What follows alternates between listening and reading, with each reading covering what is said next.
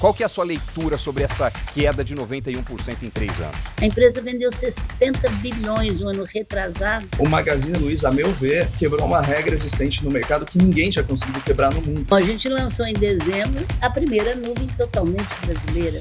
É uma iniciativa controversa, né? É o maior grupo da sociedade civil de mulheres do mundo. Qual que é o momento hoje? O foco está mais no lucro ou está mais no crescimento? Com 60 empresas que nós já compramos na vida até hoje, nunca precisamos lidar com isso. Olá, sejam bem-vindos ao Talk Invest News, o podcast do Invest News sobre negócios. Podcast que traz a visão dos grandes executivos e empreendedores do país. Eu sou o Doni Denútil e hoje a gente vai conversar com uma das mais admiradas empresárias do Brasil, Luiza Helena Trajano, presente no debate público com falas que repercutem na política e nas manchetes, pioneira em pautas ESG e presidente do Conselho de Administração do Magazine Luiza.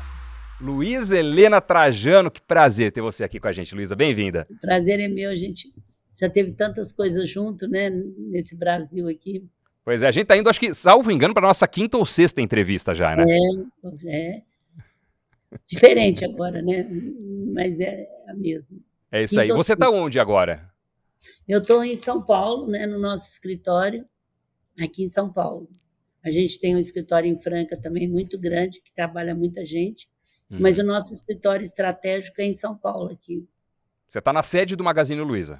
Na sede do Magazine Luiza, que eu venho todos os dias, menos sexta-feira. Perfeito. No seu QG, no seu escritório, onde você despacha as diretrizes aí como presidente do conselho. É, isso Legal. mesmo. Maravilha. Bom, e também participa dessa conversa Leandro Guissoni, professor e coordenador na FGV para programas de altas lideranças e para o mestrado profissional em marketing e professor convidado em Harvard, onde, aliás, escreveu o case Magalu Transformação Digital com Fred Trajano, filho da Luiza e atual CEO do Magazine Luiza. Leandro, bem-vindo também. Obrigado, Doni. Prazer enorme estar aqui com a Luiza Trajano, uma executiva que admiro, uma pessoa que admiro. Muitos alunos meus admiram, querem trabalhar no Magazine Luiza, para a ONG Mulheres do Brasil, e tive o prazer de trabalhar no case Transformação Digital Magazine Luiza, conhecer mais da cultura que eu tanto gosto da empresa, conhecer também um período do Magazine Luiza que a gente vai falar mais aqui. E também são 2 cases do Magazine Luiza na base de Harvard. Um com a Luiza Trajano, na época que ela era CEO, se eu não me engano, né, Luiza? E o outro com o Fred. Então, eu acho que é o único caso no mundo que tem mãe e filho como protagonistas em 2 casos. Somente mãe, né, Leandro? Somente mãe. Foi quando a gente... Um foi de lojas eletrônicas. Lembra que hoje é loja virtual, que foi muito antes do tempo. Então, foi esse, depois do Frederico. Foi a transformação digital, foi isso mesmo. Legal demais. Vamos começar. A gente tem vários assuntos para tratar, Luiz. Eu sei que com você, sempre que a gente conversa, 70% da pauta não cabe no papo. Então, vou tentar aqui ser o mais objetivo possível para a gente abarcar o maior número de temas que a gente conseguir e ouvir um pouco da sua visão do momento, tanto da empresa, quanto do país, quanto aspectos outros de carreira e liderança. Para começar, eu queria perguntar para você o seguinte. As ações do Magazine Luiza valiam R$ 24,00 em fevereiro de 2021. Hoje vale R$ 2. Qual que é a sua leitura sobre essa queda de 91% em 3 anos? Bom, primeiro eu quero te fazer a sua leitura, ela 21, 22. Eu fui na Roda Viva na época e falei, minha gente, isso é papel. O papel vai e volta numa velocidade imensa. Isso quando estava 21, 22. Então, se você pegar a Roda Viva que eu fiz na época, eu falei isso. Acontece que o mercado de ações é assim mesmo. Ele sobe e desce conforme as pessoas sentem a maré. Então, nós tivemos pós-Covid.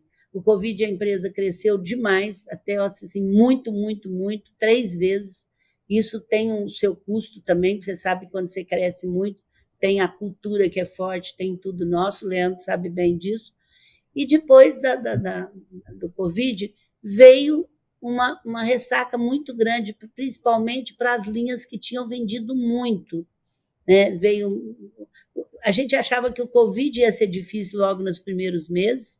Nós criamos o parceiro Magalu, que são 600 mil pessoas que estavam em casa, começou a vender para a gente, fomos muito rápido. Quando começou o Covid, nós éramos uma das únicas empresas de varejo que tinha nascido física, que já tinha 50% no digital, mas a gente não se acomodou, e veio uma crise do varejo muito grande brasileira, vocês sabem disso, de repente veio a crise da Americana, então veio uma desconfiança muito grande.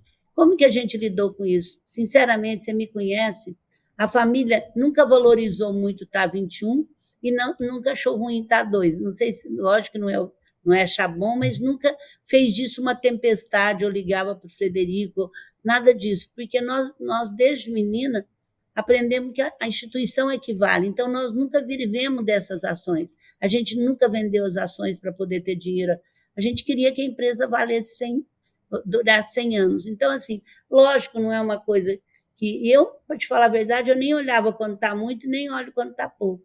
Tanto é que a família acredita tanto que a gente colocou 1 bilhão agora da família no negócio e subimos a nossa participação de ações e o mercado tem acompanhado. Então, é assim mesmo. Assim, lógico que nós nunca vivemos, mas as nossas ações já valeu 30, 40 centavos.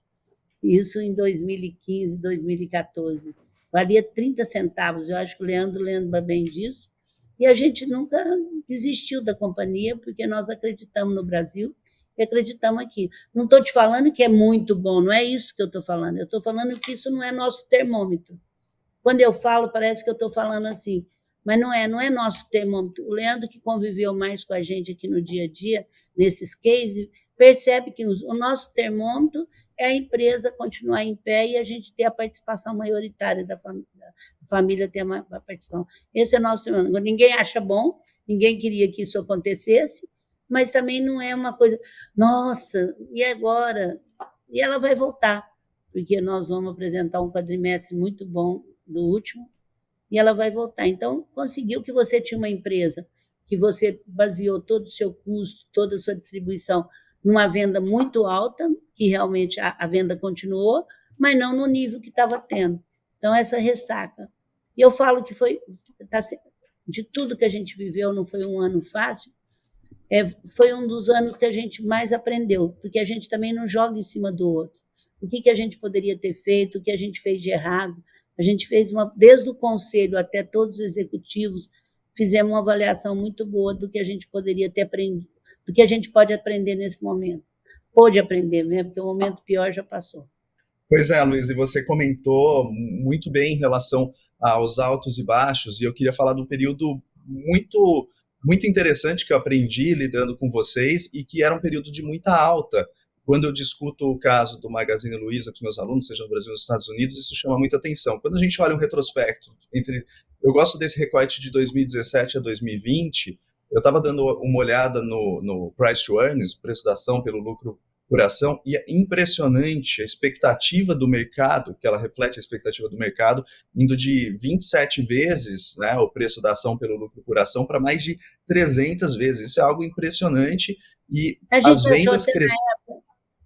A gente achou, Leandro, até na época, estava muita expectativa. O Frederico falava isso. Não é bom estar com esse preço. A gente sabia que ela estava mais. Então, assim, desculpa, eu só te cortei porque você falou que fez uma retrospectiva. Nessa época, a gente falava isso. Puxa, está valendo muito mais do que a gente podia imaginar. Exatamente. E eu acho que parte disso, eu fiquei pensando, e daí eu vou querer te ouvir em relação a esse aspecto, mas parte disso tem a ver porque o Magazine Luiza, a meu ver, ele quebrou uma regra existente no mercado que ninguém tinha conseguido quebrar no mundo, que foi se transformar em uma empresa de tecnologia, crescer o digital e conseguir manter o lucro e conseguir crescer as vendas. Então, isso daí, a regra do e-commerce ou você lucra e aí você cresce pouco, ou você cresce muito e você dá prejuízo. Então, eu queria ouvir de você como que é o momento, olhando esse retrospecto, onde vocês balancearam bem crescimento e lucratividade, qual que é o momento hoje? O foco está mais no lucro ou está mais no crescimento, Luiza? Bom, Leandro, assim, primeiro, você leu bem lido mesmo, porque agora nós somos uma das únicas empresas do mundo que nascemos físico, a nossa história era físico, e conseguimos digitalizar e continuar com pontos físicos remodelados. Então, assim, isso é uma coisa que ninguém fez no mundo. Doni está lá nos Estados Unidos, sabe que as empresas que nasceram físicas estão muito com dificuldade de digitalização.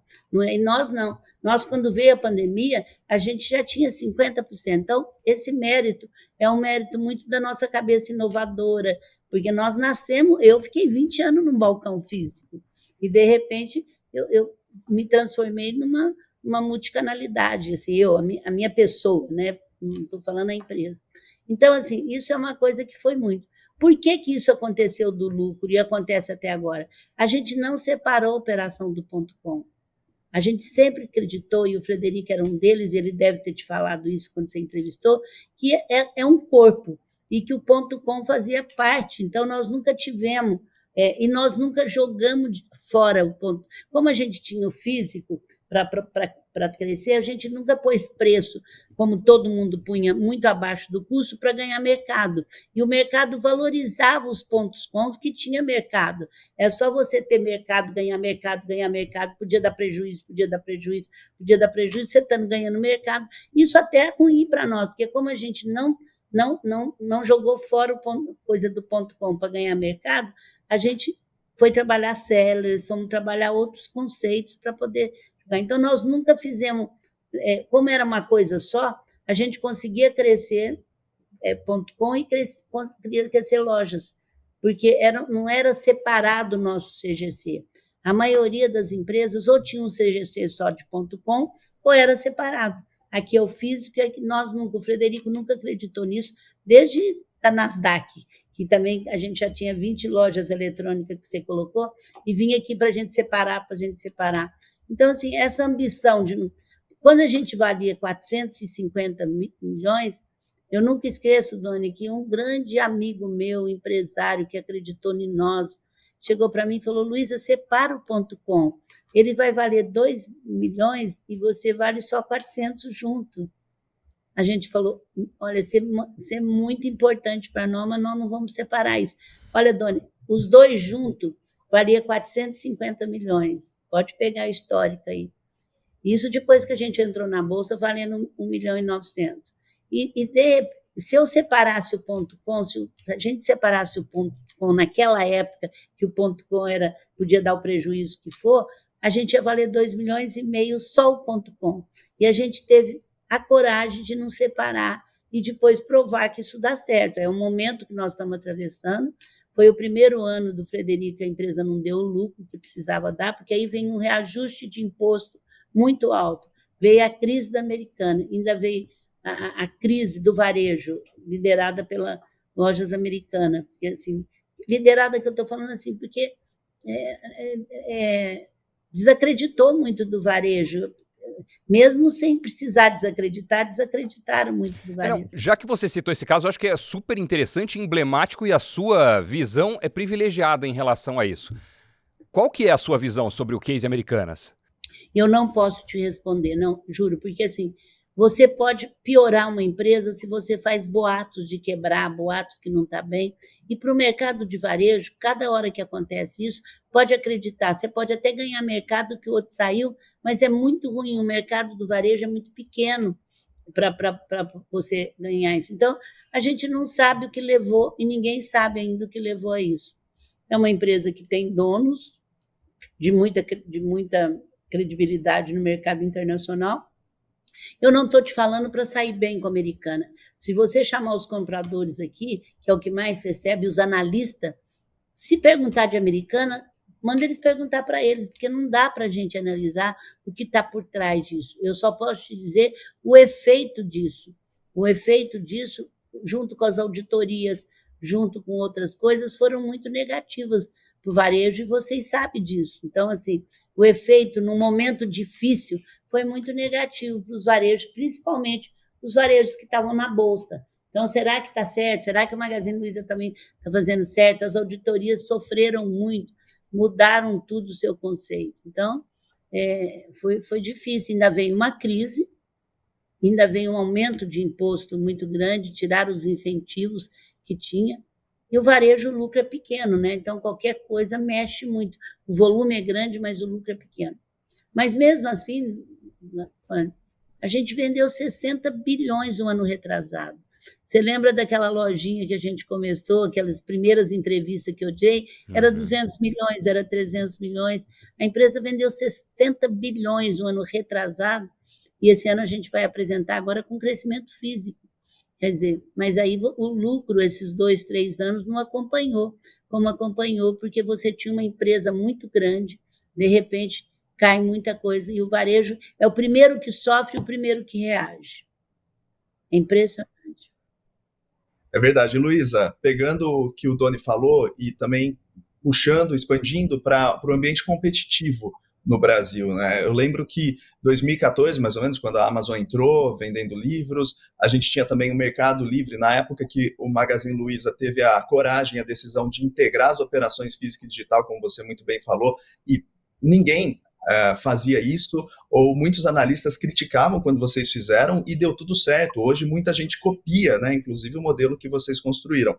Mas a logística, ela era uma vantagem competitiva muito grande para o Magazine Luiza naquela época, para o Magalu, porque o Mercado Livre, B2W na época, dependia muito dos correios. E aí o mercado ele avançou de uma maneira que a Amazon fez mais centros de distribuição, que o Mercado Livre também organizou a logística, investiu muito em logística, e outros varejistas também, empresas de tecnologia também. Então, como que você vê nesse retrospecto? Eu ainda acho que nós temos grande competitividade, porque nós transformamos as lojas físicas em mini centro de distribuição.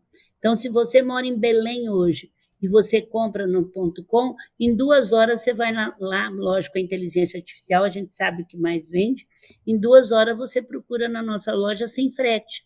Então, assim, a loja física vai continuar, eu falo muito em palestra para empreendedor, é bom que os empreendedores escutar, ela vai continuar, principalmente no Brasil, mas ela tem que se transformar numa multicanalidade. Você comprou na internet, recebe, você jamais pode ficar fora do digital. Então, nós estávamos preparados para isso. Então, além dos 21 centros de distribuição, além de muitas empresas que nós compramos para entregar rápido, hoje o Magazine é um dos que mais... Nós compramos até uma empresa de delivery, que chama Aikifome, para poder ter a cultura de entregar rápido no interior. A gente comprou mais de 15 empresas logísticas e a gente já tinha uma rede de logística com 21 centros. A nossa vantagem é que quando a gente vai para uma loja, a gente leva o produto da loja, o produto do cliente, o produto que vai estocar do .com e entrega o produto do cliente também. Porque a gente ainda tem essa vantagem das lojas físicas ter se transformado uma multicanalidade muito rapidamente. A gente já vinha fazendo isso e, de repente, hoje você chega na nossa loja, na hora que você vendeu para entregar lá, o nosso vendedor já recebe um sinal que vai procurar lá e ele pode vender seguro, ele pode vender... E é interessante, gente, que as pessoas gostam de ter uma loja física. Nós costumamos chegar no Rio, até porque minha tia tinha muito medo do Rio, e já era o segundo mercado nosso. E chegamos faz 2 anos no Rio de Janeiro com 50 lojas. Quando a gente chegou, era o segundo mercado digital nosso, depois de São Paulo. Cresceu a venda do digital. As pessoas confiam que tem alguém para procurar. Luísa, qual que é o momento do varejo brasileiro hoje? Eu acho que é um momento que... Sabe quando você está... É um momento que o varejo assustou muito com tudo que aconteceu, porque vinha de a pandemia deu muita força para o pequeno, para o médio, venderam muito, muito. Então, o primeiro ano foi um ano de adequar, eu acho, os seus estoques, as suas coisas. Porque, outra coisa que eu não citei, não tem nada que prejudique o varejo mais do que juro alto. O juro alto, ele sabe disso.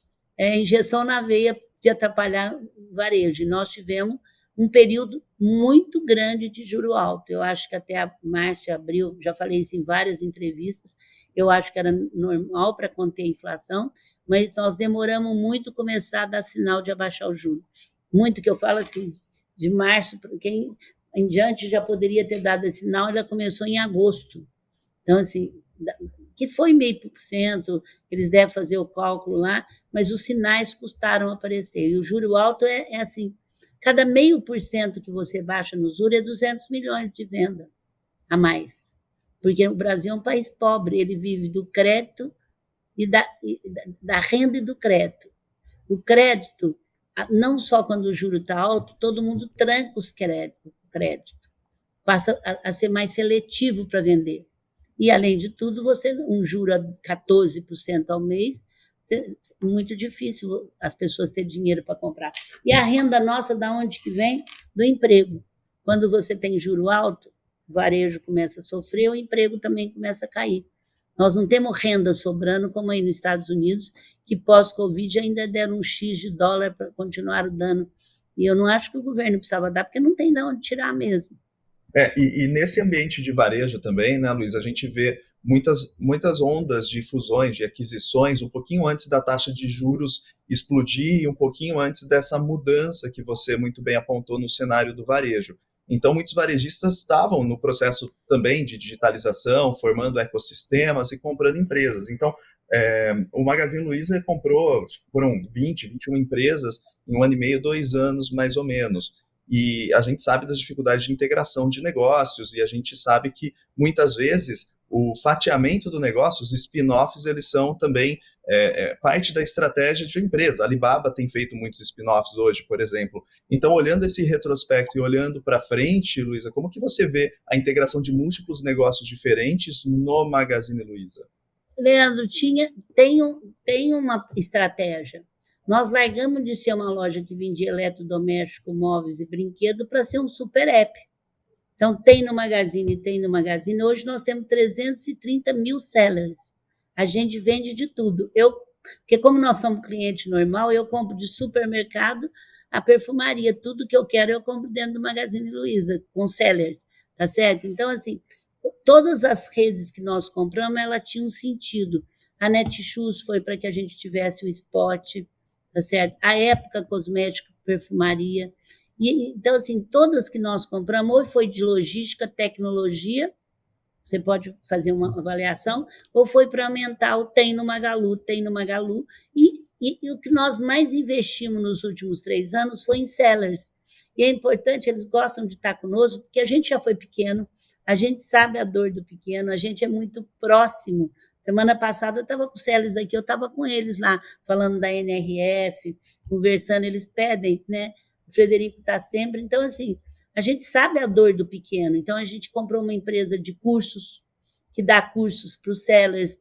Então, assim, se você analisar, toda essa nossa compra, ou era logística, ou era suporte, desde a escola até suporte técnico, ou era para aumentar um leque que a gente gostava da empresa. E todas elas estão indo bem. Todas elas estão indo bem. Não, inclusive Netshoes, eu resultados, pelo menos os que são reportados, né, nos earning reports, nossa, impressionante. Que nunca tinha dado. Sim. A Kabum, que é uma empresa de jogos, né, que também o ano passado foi muito bem. Falar, meu papel aqui também, Luiza, como sempre, é trazer temas interessantes para ver a sua opinião, ainda que sejam perguntas ou assuntos controversos, mas a gente já fez isso tantas vezes e é bom. Muitas dessas compras foram super bem sucedidas e vocês mencionaram aí resultados inéditos, até mesmo para as companhias que vocês adquiriram. Outras compras talvez não tenham saído como esperado. Como é que você enxerga hoje a aquisição da Kabum, que foi comprada em 2021, valor estimado em 3,5 bi, e depois os irmãos fundadores pediram para anular a venda? Não, vamos separar uma coisa da outra. O negócio da Kabum foi um negócio muito bom. A gente queria estar indo super bem, cresceu, isso que eu quero dizer. Quando a gente... Agora, os irmãos fazia parte, eles estavam com 90% da empresa na mão, certo? A gente não entendeu, eles não entraram nem contra nós, entraram contra o Itaú, falando que eles não foram... Então, assim, é um outro assunto. A gente lidou com eles e estamos lidando da forma que eles lidaram, mas de uma forma... Não tem arrependimento do Kabum. Agora, você teve uma surpresa de precisar lidar com isso, com 60 empresas que nós já compramos na vida até hoje, nunca precisamos lidar com isso, nunca. Pode perguntar para os ex-donos da Maia, fez o CD agora para nós, de outra empresa, aconteceu. E eles entraram sem a gente saber, né, trabalhando conosco. Então, a gente faz é o direito deles também de lutar pelos que eles acham. Agora, eu tinha chamado eles, quando as ações começou a cair, dizendo se eles queriam, eles sabem disso, que se eu queria desfazer o negócio, porque nós somos do interior, né, dona? Você sabe que a gente prefere um bom acordo do que qualquer coisa que vai atrapalhar amanhã. Na É isso época aí. eles não quiseram e a gente foi pego de surpresa, porque eles estavam com 90% da empresa. É uma coisa agradável? Não, principalmente para nós, que somos familiar, que continua com aquele espírito do interior, e eles também são do interior. Então, aí você entra numa roda que não é fácil, mas não o negócio em si, tá certo? E eles receberam um X em dinheiro e um X em ações. Quando você recebe ações da companhia, você sabe que ela pode abaixar ou pode subir. Não era a primeira vez que eles estavam vendendo a empresa. Os irmãos tão esforçados como eles não entravam num negócio desse inocente. Eles que escolheram o banco que vieram atrás de nós, tá certo? Não é o nosso banco, é o banco que eles escolheram. Então, assim, nos pegou de surpresa, só isso. Sim, sim. E o negócio, a entrada também em games e eletrônicos, voltado mais para os jogos também, a tese parecia bastante interessante, né, Não, está Luísa? indo super bem. Se você entrar na Kabum agora, que eles não estão lá também, esse semestre teve um crescimento de 28%, certo? Então, assim, nós estamos tocando a Kabum normalmente, lá onde tinha, normal. Porque nós somos donos 100% da Kabum. Eles tinham uma porcentagem na empresa geral, tá certo? Não, e que eu respeito. Eu só não entendo bem o que aconteceu, mas eu respeito.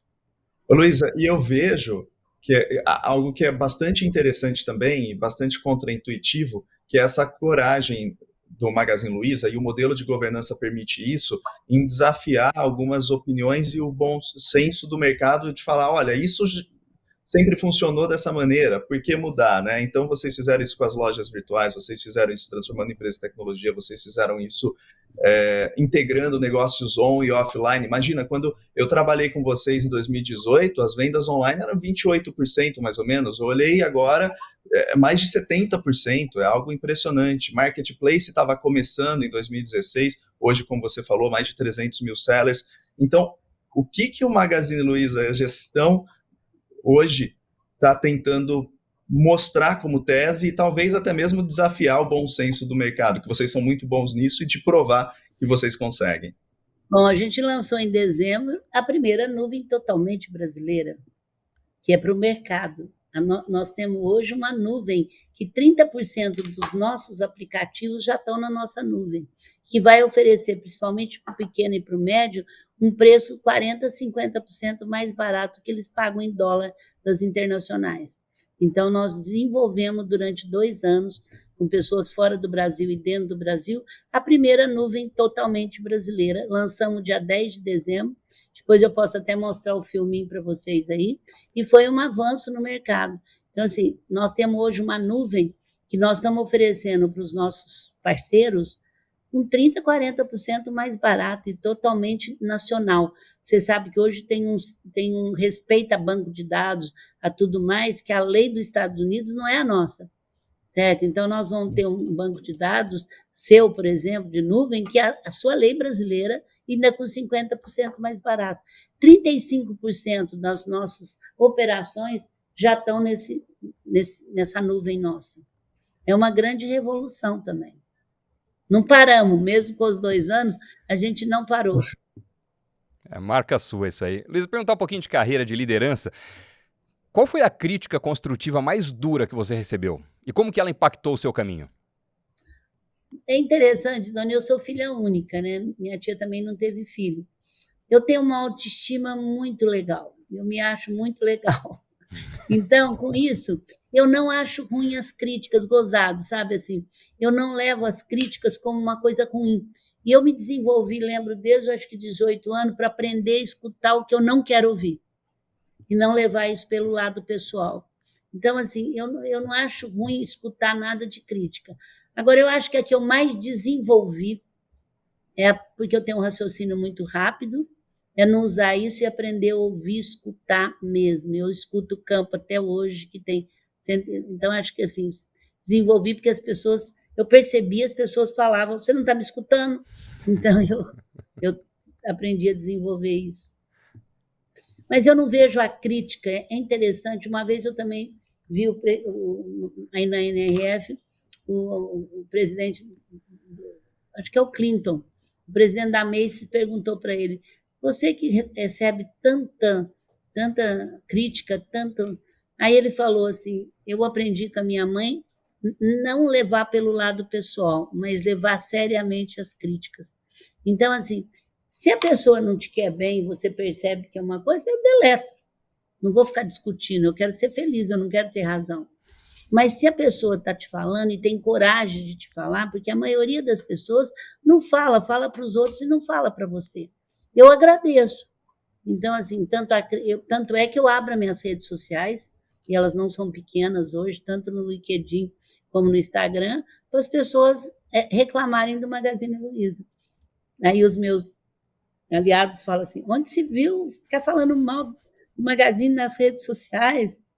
Então, geralmente, eles falam: ó, você cresceu, se perdeu, mas meu produto não chegou. Eu tenho um termômetro diário do que está bem ou não. Qualidade é você fazer bem feito pela primeira vez.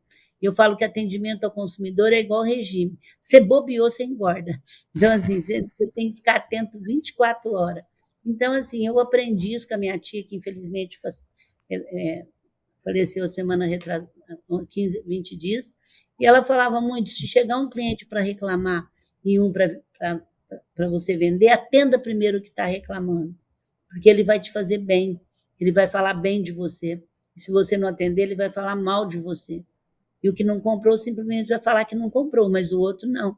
Então, isso é crítica, tá certo? Um cliente que chega reclamando bravo é uma crítica. O que vai no Instagram e fala bravo é uma crítica. E a gente pede desculpa. Eu tenho uma equipe de 20 pessoas atrás de mim que resolve e eu acompanho. O que virou esse caso?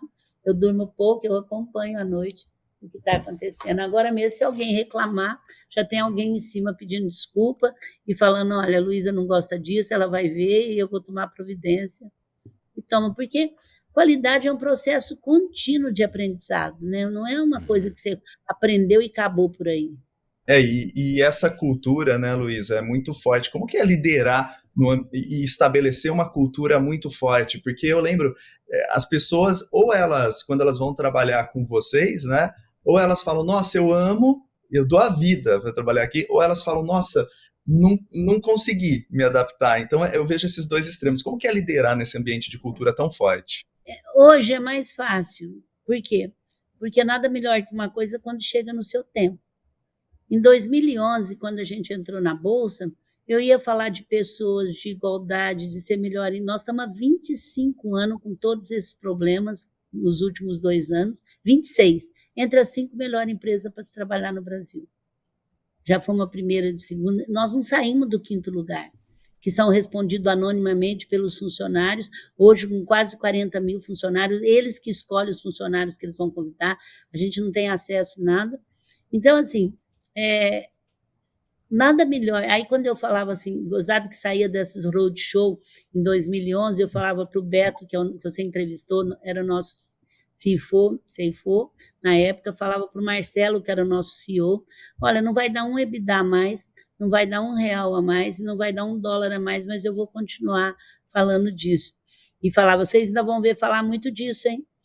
Mas eu nunca esperava que eu estasse tão bem e viva para ver a CVM pedir vocês têm mulher, vocês têm negro, vocês têm propósito, qual que é o tipo de pagamento de vocês? E nasceu um tal de ESG aí que está revolucionando as empresas, que a gente já sei que fez história nossa, nós já fazíamos isso sempre. Então, assim, agora é muito mais fácil eu ser isso. Antes era assim: ela está fazendo isso, essa reunião tudo aí, porque ela é lá do interior, porque ela é mulher. Então, assim, hoje... E respondendo a outra coisa, eu tenho um estilo de administração que a empresa tem muito forte, Mulheres do Brasil, que é o caótico, que você sabe que a vida tem, todo mundo tem. E hoje também, pós-pandemia, você não pode ficar em diagnóstico demais. Pós-desenvolvimento da tecnologia, você tem que começar a fazer, redirecionar o erro rápido, multiplicar os acentos rápido. O Doni me conhece um pouquinho, esse sempre foi a minha forma. Não ficar... Agora eu estou entrando eu sou uma brasileira apaixonada pelo Brasil, certo? Depois vocês vão entrar aí nesse nível político que o povo fala de mim, mas eu acredito muito nesse país e luto muito pelo país. Então, eu sou convidada muito para estar em vários movimentos diferentes. E aí eu falo, gente, se for para vocês me dar diagnóstico, eu vou embora. Todo mundo sabe que a educação é a base de tudo, todo mundo sabe que diversidade hoje é uma necessidade, e eu vou ficar estudando isso de novo. Eu quero saber como fazer isso. Nós temos que fazer isso rápido, sabe? Que a sustentabilidade é uma realidade. Então, assim, eu detesto diagnóstico, agora eu gosto menos ainda, que agora chegou a vez. Luísa, você puxou, então eu vou ter que aproveitar o gancho. Você é uma das empresárias mais respeitadas do Brasil e com influência política. Tem bastante trânsito em Brasília, tem relação próxima com o presidente Lula. E o Brasil vive um momento muito dividido, para muitas pessoas institucionalmente estranho. Qual é a sua avaliação do governo Lula 3 até agora? Então, primeiro vamos falar dessa primeira parte sua, tá certo? Eu fui convidada para ser, inclusive, presidente por gente bem grande do partido, não do partido PT, não fui. E eu nunca fui convidada para o presidente Lula para ser vice dele. Só que é o que a imprensa falava que eu ia ser vice. Te juro que eu nunca fui convidada, nem me sondaram. Eu fui convidada por alguns partidos para ser presidente, senadora, e eu não me filiei, Doni, a nenhum partido. Você só pode sair candidata quando você é filiado. Tá certo? 31 de março era o último dia, todo mundo falava filia, depois você sai. Mas eu não tinha pretensão política partidária. Eu não sou uma partidária. Então, é muito interessante, porque quando eu sou a favor da Bolsa Família, porque eu vou há 9 anos no Sertão, eu sou de uma ONG do Sertão, que é Amigos do Bem, eu sou esquerda. Quando eu falo alguma coisa de privatização, eu sou direita. Então, assim, e esse negócio de ter falado que o presidente Lula me chamou para ser vice, os jornais punham isso constantemente, foi uma coisa que me ligaram a isso. Então, assim, eu sou uma pessoa que acho que a desigualdade social é uma responsabilidade de todos nós. Eu não acho, não, eu ajo assim. A minha família tem um X por ano que a gente ajuda todo mundo, porque nós temos a responsabilidade. Nós não podemos aceitar desigualdade social só ser de governos. Quando eu defendo isso, eu sou esquerda. Quando eu defendo, então, assim, aí eu acostumei a ligar com isso. Eu acho que o presidente Lula, dele ter sido eleito, um país que continua dividido, mas não é o Brasil, é o mundo que está dividido.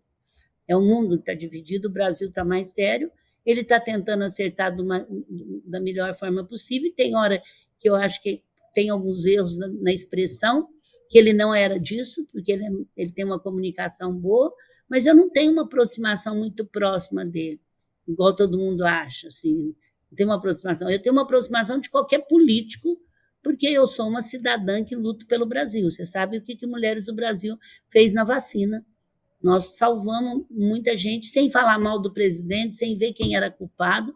Nós pegamos mais de 60 milhões da população. Em 15 dias, a gente perguntou para todo o SUS dos 5.670 municípios, 5 mil queria alguma coisa, caixa térmica com termômetro, geladeira, tudo. Deixamos um legado no SUS maravilhoso. Em 15 dias, com a ajuda da sociedade civil, que eu acredito muito, a gente conseguiu, o Grupo Mulheres do Brasil, que depois eu quero falar um pouquinho disso, conseguiu colocar um legado em cada SUS, que você pode ver que todos têm lá a nossa marca, sem falar mal de ninguém, sem colocar, não estava em jogo quem estava fazendo, estava em jogo que precisava salvar a vida, tá certo? Então, nós entramos para valer. Quando você faz um trabalho desse, parece que eu estou contra alguém, mas lá era claro, tanto é que só quem podia comprar era o Ministério da Saúde. Nós nunca fizemos nada sem mostrar para eles. Um movimento que hoje tem 122 mil mulheres no mundo inteiro. É o maior grupo da sociedade civil de mulheres do mundo.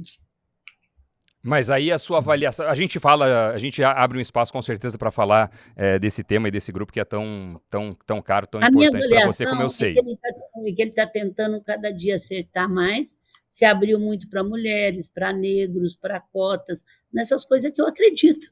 Ninguém é obrigado a acreditar, mas eu acredito na diversidade.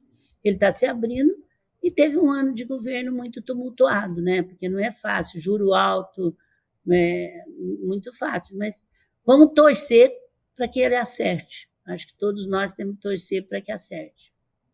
Um ponto sensível que você mencionou, Luísa, bem en passant, mas eu peguei essa fala, é que, de fato, o presidente Lula é reconhecidamente um dos mais habilidosos comunicadores, historicamente, um dos mais habilidosos comunicadores do país, e você ponderou ali que talvez tenha ele errado nas falas como não fazia no passado. O que você quis dizer com isso? Qual é um caso, por Não exemplo, falei que que ele você errou poderia nas citar?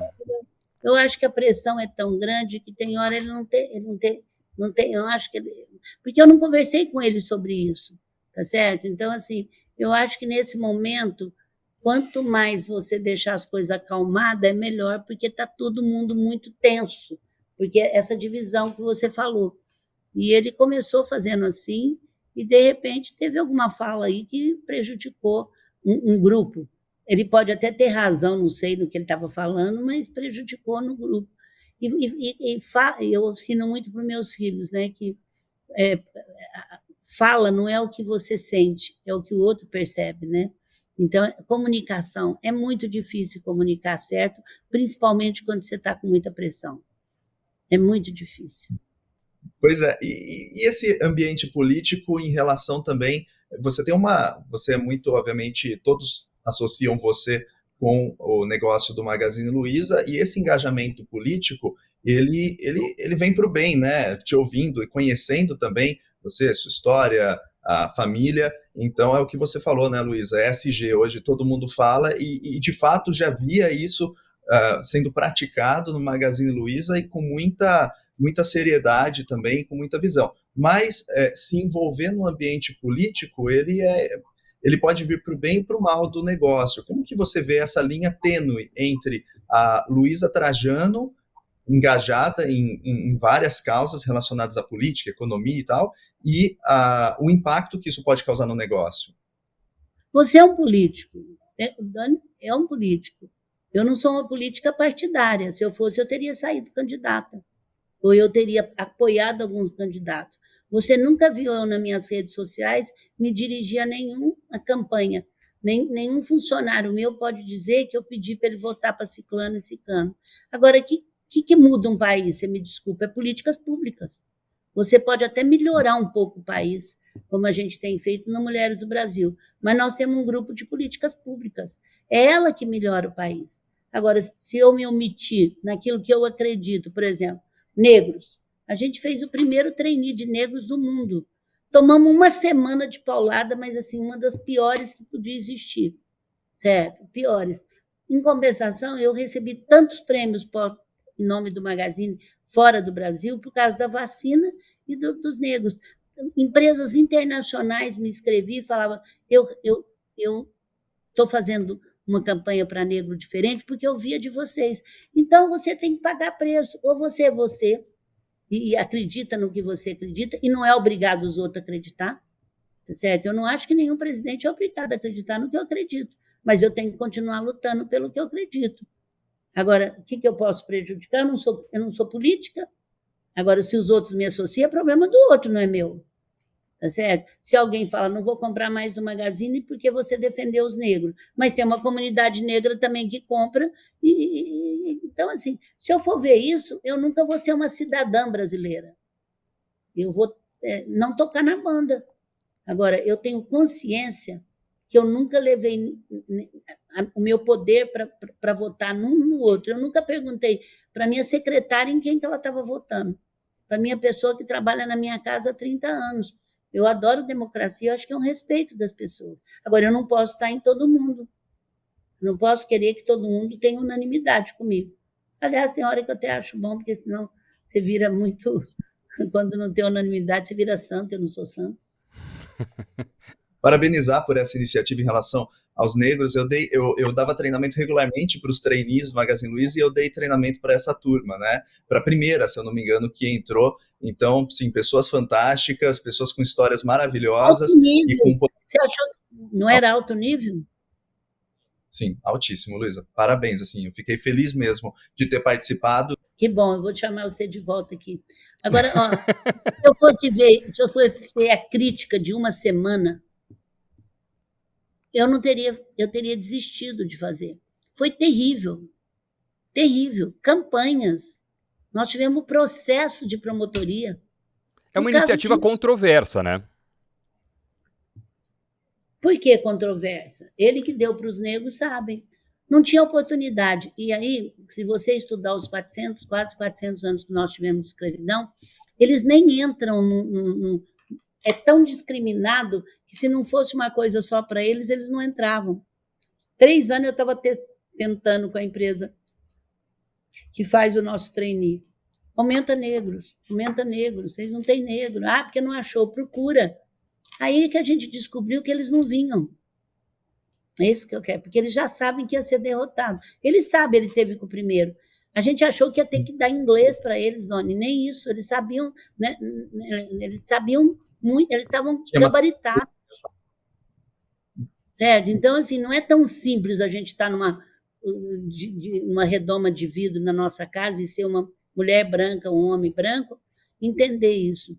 Agora, uma escola de samba colocou a Portela, da Ana Maria, os 400 anos de coisa. E ela fez um estudo, a pessoa não tinha o direito de ter o nome dela.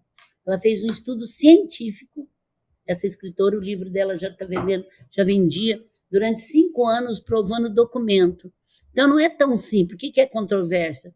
Por que eu não posso ter uma coisa só para negros? Se eu já descobri que eles não vinham. Agora tivemos mais um e agora não precisa, porque as portas de vários lugares se abriram. E o ISG mudou, né?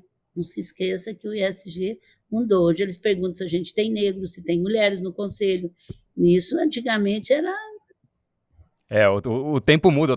Até você mencionou o Roda Viva, outro dia eu estava vendo um corte do Roda Viva de, acho que, não sei, 15, 20 anos atrás, onde os jornalistas entrevistavam um político e estavam indignados com a decisão do político de proibir fumar em ambientes fechados, na cidade, achando que aquilo retirava a liberdade deles, enfim. Então a gente vê que os tempos mudam bastante. Te perguntar um outro ponto aqui. Você é integrante do chamado Conselhão, né? O conselho do governo Lula. Eu fui de todos os governos, viu? Eu fui do Temer, eu fui de todos. Perfeito. Não, é bom até você esclarecer isso. A primeira reunião na atual gestão foi em maio do ano passado, 2023. Qual que é o status desse conselhão agora? Como ele é muito grande e quis pegar uma coisa grande, se reúne em comitês. Então, não aparece, mas eu tenho um comitê que eu estou ajudando de crédito, outra tem outros comitês, minhas amigas têm outros, em comitês que faz proposta, os comitês para o próprio governo. Está funcionando mais em comitês com o Paulo do que o conselhão grandão mesmo. Mas são membros do conselho que se dividiram em comitês. Entendi. E como que você tem visto a posição da política externa brasileira? Ela é controversa, né? Tem lugares muito queridos, tem lugares não.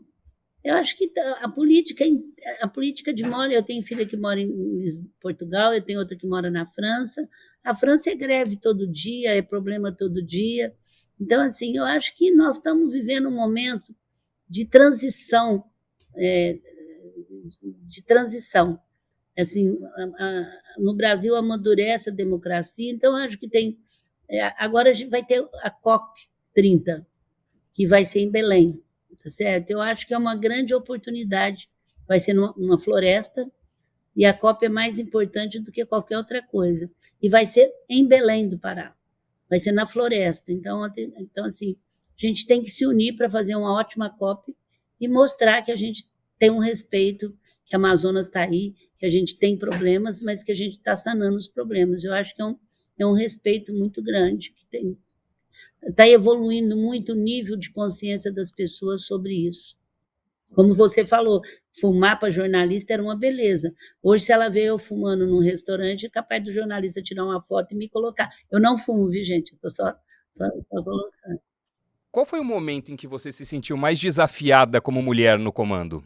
É interessante, viu, Doni? Porque se você olhar a minha história, eu sou uma das poucas mulheres da minha idade que já tiveram mulheres no comando quando eu nasci, tá certo? Então, assim, para mim era natural. A minha mãe não falava, olha, não vai trabalhar é porque você está largando seus filhos.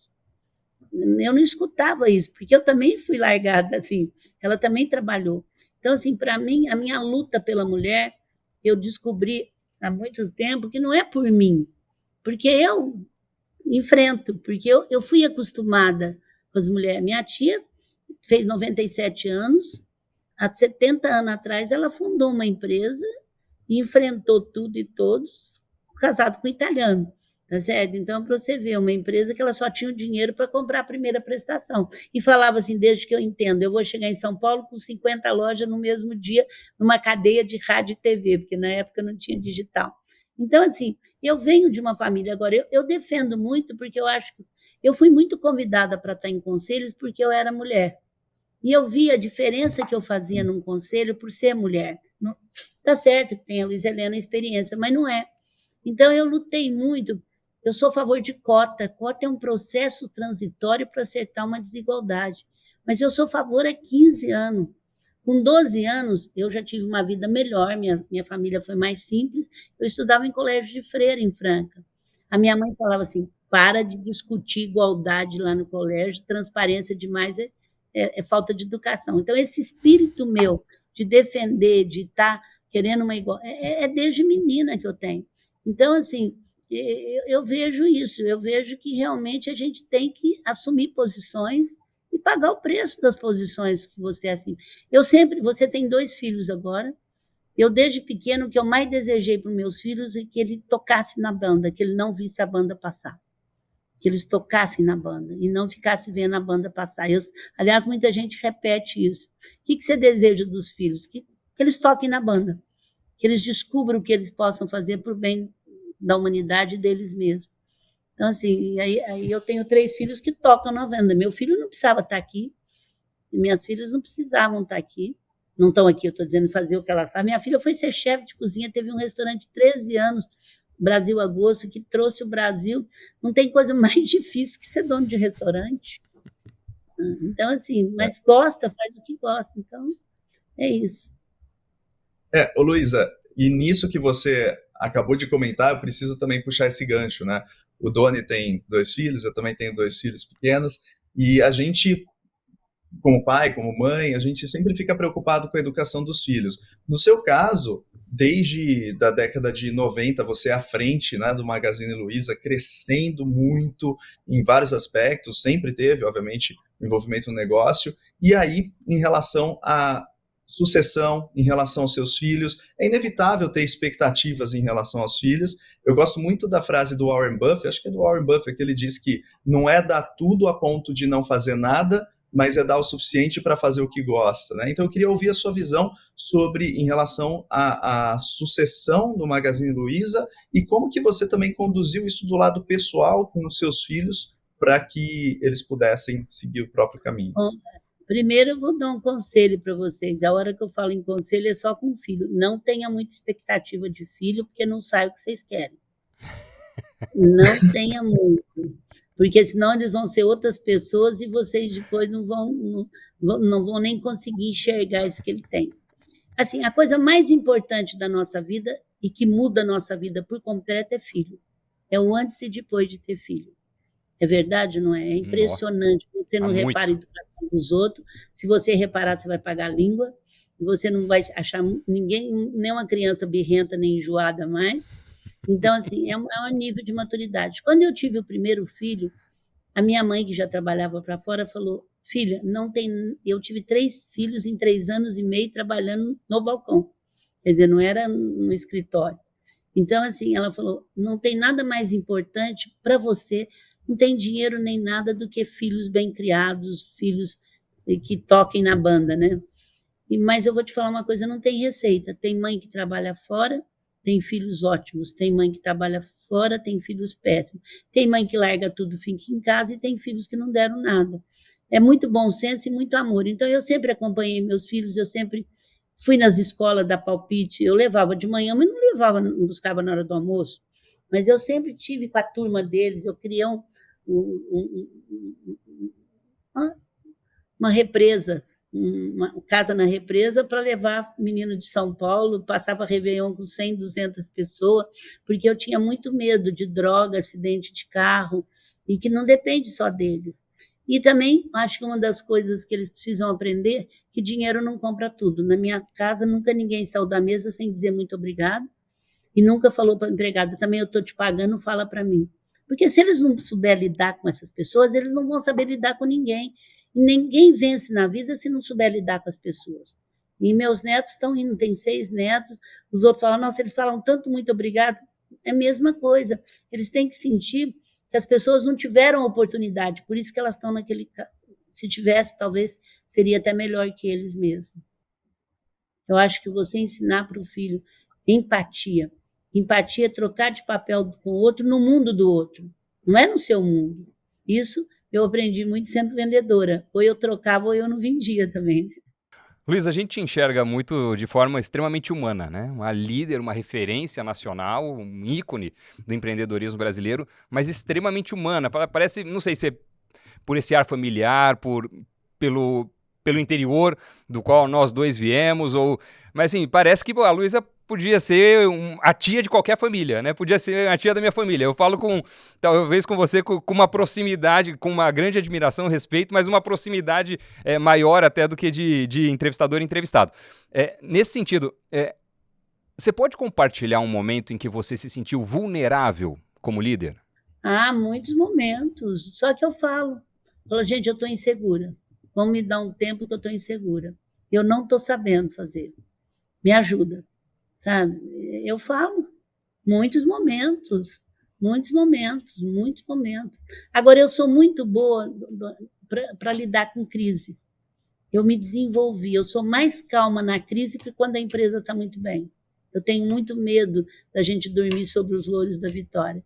Então, surgiu uma crise, seja o que for, acho que desde menina eu tive que enfrentar crises, né? Não se esqueça que eu assumi a empresa como presidente, que eu já trabalhava. Em 91, o Collor tirou todo o dinheiro do mercado daí 6 meses. Então, assim, na época eu tive um apagão, que eu estava oferecendo um forno de micro-ondas, e eu tive que, em 24 horas, redirecionar tudo, porque o forno de micro-ondas para os repórteres era o que mais gastava. Então, assim, eu também fui treinada. A minha década foi uma década de muita crise. Isso também você vai aprendendo. Então, eu sou melhor para lidar no estresse do que eu sou para lidar. Eu sou mais chata quando está tudo muito bem do que no estresse. E aí você vai levando isso para casa, para filho, para tudo mais. Então, assim, eu tenho muita fragilidade, mas eu exponho ela. Eu aprendi cedo que quando eu te falo... O líder foi criado, principalmente os homens, que ele não podia falar que não sabia. Quanto mais você fala, mais autoridade você tem. Isso é uma crença que nos limitou demais as lideranças. Sabe? Eu falo, eu não estou sabendo, não estou bem hoje, não amanheci bem, me dá um tempo. Agora, uma outra coisa que me ajuda muito, eu sou inteira em tudo que eu faço. A hora que eu sentei aqui, eu estou com um mundo de coisa. Eu não penso em mais nada, eu estou com vocês. A hora que eu estou ali, eu aprendi a estar inteira desde o café da manhã da minha casa, sabe? Isso me ajuda muito a minha energia. Eu sentei aqui, o Ricardo fica, tá na hora, aqui para mim. Mas eu fico concentrada, eu estou aqui com vocês, não tem nada que eu não... Inteira. Vocês devem ter percebido isso. Sim, e não só... E não só dessa vez. E antes que o Ricardo perca todos os cabelos aí, deixa eu fazer aqui no finalzinho um ping-pong. Eu tentar arrancar alguma curiosidade que as pessoas não saibam sobre algum aspecto da vida e das preferências da Luísa. Fazer aqui um bate-bola com respostas em uma frase, Luísa. Qual é o livro que mais impactou sua vida? Foi o do Starbucks. Hein? Faça de coração, quando eu estava no momento que ninguém acreditava. Qual é a primeira coisa que você faz ao acordar? Atualmente, eu vejo internet na cama. Mas eu procuro não ver até muito tarde, porque senão eu durmo pouco já. Quantas horas por noite você dorme normalmente? 4 a 5 horas, no máximo. Mas sempre foi assim. Um hobby que poucas pessoas sabem. Sou ótima de jet ski. É mesmo? Não tinha ideia, hein? Piloto lancha. Olha só, sensacional. Meus netos falam, vó, nenhuma avó ensinou jet ski para os netos. Muito bom. Qual música você escuta para relaxar depois de um dia intenso? Olha, eu gosto muito de música brasileira mesmo. Eu gosto, deixa a vida me levar, sabe? Eu gosto dessas letras nossas. Lógico que eu gosto de música orquestrada, mas eu gosto muito de brasileira, eu gosto demais. Qual filme mais te marcou? Isso depende de época, né? Agora, por você ver, como chama aquele filme? Eu só gosto de filme que não me estressa. Uhum. Porque eu entro tanto de cabeça que eu não gosto de filme super romântico, água com açúcar. Mas eu gostei muito daquele filme da, da, da advogada competente, aquele filme coreano. É uma que ela tem. É advogada competente, autismo. E eu, como estou lidando muito com advogado, e ela teve que desenvolver todas as leis, advogada extraordinária. Mas por quê? Eu acho que era um momento que eu estava vivendo, e ela ia na lei, e aí os advogados falam, não pode. Eu falo, pode, porque tudo para ela descobriu uma lei que podia. Então, assim, depende muito da época que eu estou, é a época que eu gosto de filme. Qual é a sua cidade predileta no mundo? Minha cidade predileta no mundo é Franca, a minha cidade. Mas eu gosto muito de Lisboa. Eu sinto uma casa de pai, mãe, sabe assim? Eu tenho uma filha que mora lá, eu tenho uma casa, um apartamento lá, mas eu sinto acolhedora. Se eu quero descansar lá, para mim é muito bom. Lógico, amo Paris, eu tenho outra que mora lá, mas assim, agora para mim a cidade mais bonita do mundo, não estou fazendo demagogia, é o Rio de Janeiro. Qual é o seu prato predileto? Meu prato predileto é batata frita, tudo que eu não posso. Hambúrguer. Você está perguntando o predileto. Eu gostaria de gostar só de arroz e feijão, porque não faz muito bem. Mas eu não gosto de arroz e feijão tudo sempre. É macarrão, mas eu me policio. Luísa, você tem pet? Prefere cachorro, gato, algum outro animal de estimação? Tem algum?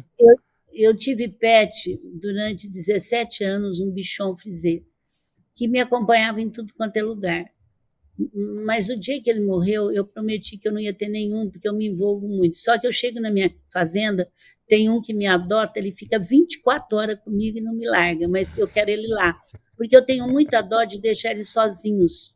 Então, quando meu pai era vivo, que eu tinha enfermeiro com ele e tal, era fácil. Eu não deixo um cachorro sozinho, eu morro de dó. Então, eu não posso ter, mas eu gosto muito de cachorro. E eles gostam muito de mim também. Qual é o seu programa de TV favorito atualmente? Olha, eu estou vendo pouca TV, mas quando eu vejo todas. Assim, por exemplo, eu sei as novelas que está passando, porque eu acompanho o povo.